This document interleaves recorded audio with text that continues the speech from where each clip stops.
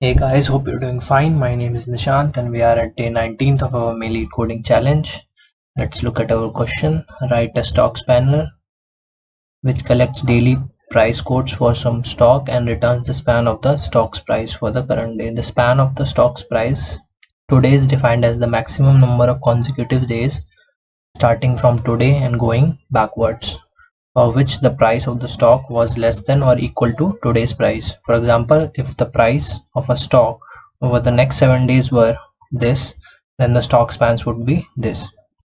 Okay, we simply have to return the spans of each price stocks, and span will be the number of stocks having price less than or equal to that price. Okay, so it is nothing but the simple question which involves returning all the elements smaller than the current element on the left side. Okay, smaller than or equal to the current element, and we can also count that element also. Okay, so it's a simple problem based on stack. Let's look how we can solve this. Okay, this will be our logic to solve this problem. We will have a stack of a pair of two integers named prices and a span which will record the number of elements smaller than or equal to that current price. Span will be our answer for the current price. Okay, and this will be our logic. Let's look how this will go. So this is our given array of stock prices, and we will initialize our stack and our span variable to 0. So let's start getting stock prices. At day 1 we got span price equal to 100, stock price equal to 100.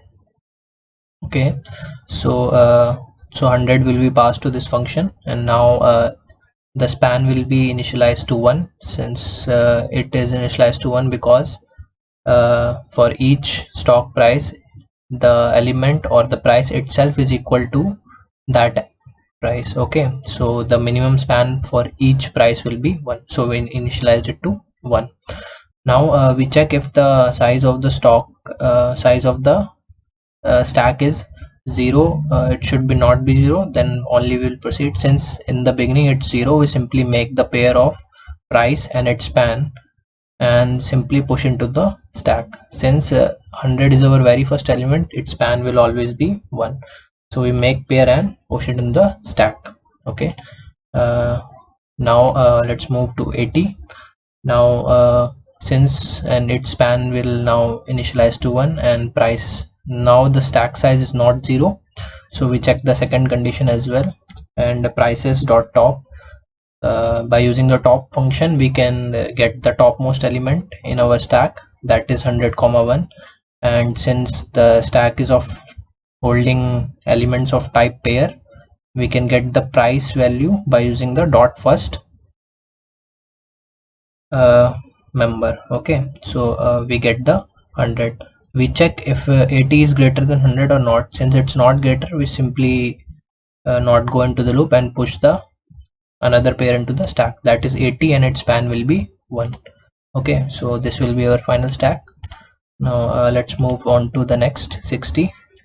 Again the stack size is not 0, so and the top element of the stack is 80, 1, and its first part is price, that is 80, and we check if 60 is greater than 80. No, it's not. We simply again make a pair 60 and 1 and push it to the stack. Okay, let's now move on to 70. Again the stack size is not 0 and the prices dot top is 60, 1, whose first element is 60, and we check if 70 is greater than equal to 60. Yes, it is. Now we go into the loop. Okay, now since the span is already 1 for 70, and now we have to add also the previous element span. Since all the elements which is less than 60 or equal to 60 having span 1, and it just incremented by 1 since 70 is greater than 60, so we increment it by this value, okay, which is 1. So the span for 70 now becomes 2. Okay, and we pop this element 60 comma 1. Okay, so it becomes 80 comma 1 and 100 comma 1. Now we again go and check, since the price size stack size is again not 0, and we check prices dot top dot first, and 70 is greater than 80, no, false. We break out of the loop and push pair 70 comma 2 into the stack. Okay, so this will be our final stack. Now move on to next element, which is 60. Now its span will be initialized to 1, and the stack size is not 0, and topmost element is 72 and whose price is 70. We check 60 is greater than 70, false. We just make a pair 60 comma 1 and we push into the stack. Okay, now let's move on to next element, 75. Since now its span will be initialized to 1 again, and stack size is not 0, and prices dot top will be 60 comma 1 whose first part is 60, and we check if 75 is greater than 60. Yes, it is.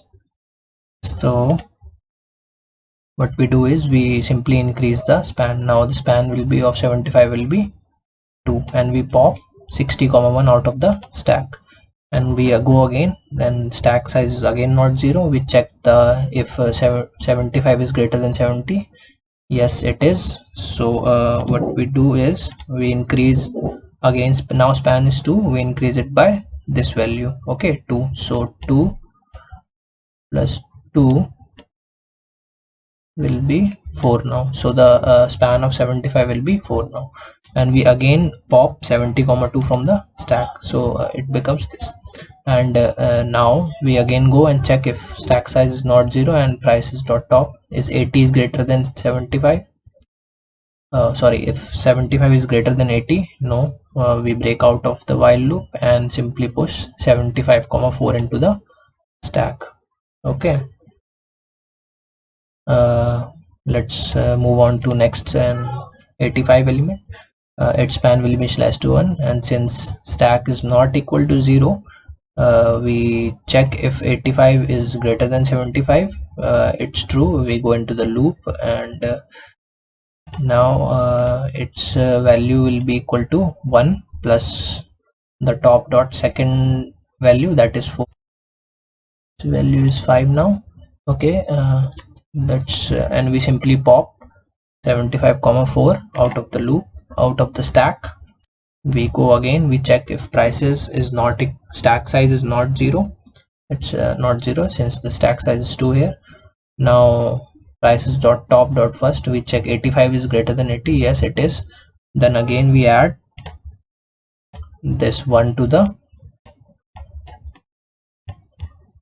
current span, and we get 6 as our result. So we and then pop 80 comma 1 from the stack, and we check if 85 is greater than equal to 100. That is false.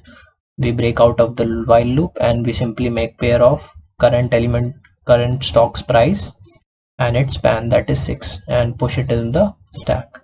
Okay, since we are over and we have returned all the span of each stock price. This is how you can calculate each element's number of elements for each element less than or equal to that element on the left side.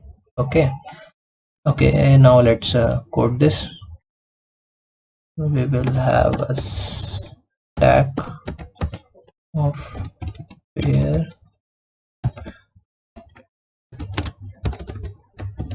let's name it price, and then variable span. Okay, just initialize it to 0,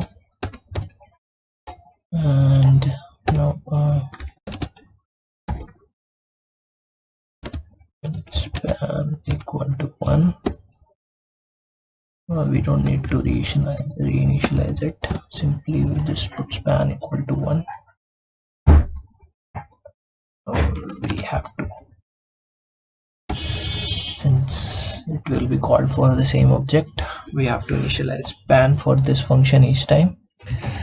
Now we check while prices dot size not equal to 0 and prices dot top dot first should be less than equal to the given price. We go into the loop, we increase span by that elements span, and we simply pop that element from our stack. Okay, and push the current price and its span into the stack. The make pair method helps to make pairs for our stack, since our stack holds elements of type pair, so we have to insert a pair. So make pair method will help us to make a pair price comma span. Okay, now return span. Okay, let's run this and check. Judging, and it's the same answer. Okay, let's submit it.